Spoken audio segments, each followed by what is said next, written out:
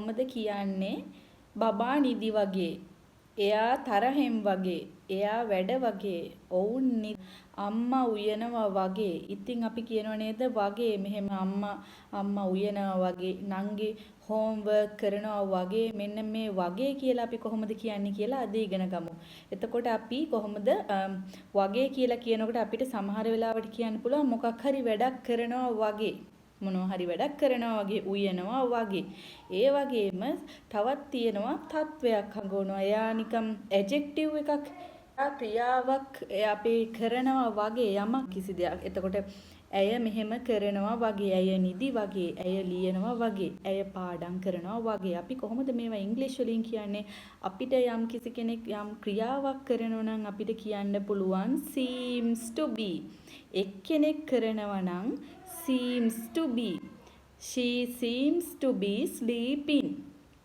ඔවුන් නිදි වගේ නම් they seem to be sleeping. මොකද්ද වෙන්න ඕනේ? seem. sheත් එක්ක seems. ඒක වචනත් එක්ක අපි ගන්නවා seems. මොකද ඒක වචන හින්දා කෙනෙක් හින්දා seems ගන්නවා. එතකොට plural එහෙම නැත්නම් බහු වචනත් එක්ක අපි seems කරන්නේ නැහැ. plural එක්ක අපි s එකක් එකතු කරන්නේ නැහැ. එතකොට verb එක ing වෙන්න ඕනේ. mother seems to be cooking. ඇයි seems දැන් මේ අම්මා ඒක වචන හින්දා. mother seems to be cooking. sister seems to be dancing. ආනංගි නටනවා වගේ. අම්මා අතු ගානවා වගේ. mother seems to be sweeping. Cake හදනවා වගේ. mother seems to be making cake. එතකොට අපි ගොඩ දෙනෙක් යමක් කරනවා නම් අපි seems නෙමෙයි seem to be. verb එක ing වෙන්න ඕනේ. ක්‍රියාපදයට ing එකතු කරන්න ඕනේ. ඔවුන් නිදි වගේ they seem to be sleeping. ඔවුන් සෙල්ලම් කරනවා වගේ they seem to be playing. ගොඩ දෙනෙක් කරනවා නම් seem to be, එක්කෙනෙක් කරනවා නම් seems to be. ඉක්මනට ඉවර වෙයි වගේ. The war seems to be ending soon. ඇයි අපි soon දැම්මේ ඉක්මනට. The war කියන්නේ ඒක වචන හින්දා, යුද්ධය කියන්නේ ඒක වචන හින්දා අපි seems කරනවා. The war seems to be ending soon. ඉක්මනින් ඉවර වෙයි වගේ.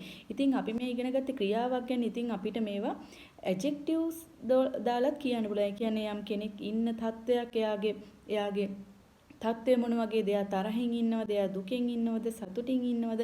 අන්න ඔය වගේ තත්ත්ව ගැනත් අපිට කියන්න පුළුවන්. එයා ඉන්න ආකාරය එයා දැන් මොන වගේද? එයා සතුටින් ඉන්නවද? දුකෙන් ඉන්නවද? තරහින් ඉන්නවද? අපිට ඒවත් කියන්න පුළුවන් seem to be දාලා. අපි බලමු එහෙම උදාහරණ කීපයක්. ඔවුන් තරහින් වගේ ඉන්නේ. ඔවුන් ඉන්නේ තරහින් වගේ. They seem to be angry. එතකොට අර verb එකට අපි කලින් ing දැම්මට මෙතන අපි adjective එක හැමම තියනවා. ඒකට ing දාන්න. adjective එක හැමම තියනවා. මොකද මෙතන දාන්නේ අපි adjective එකක්. ඔහු සතුටින් වගේ. He seems to be happy.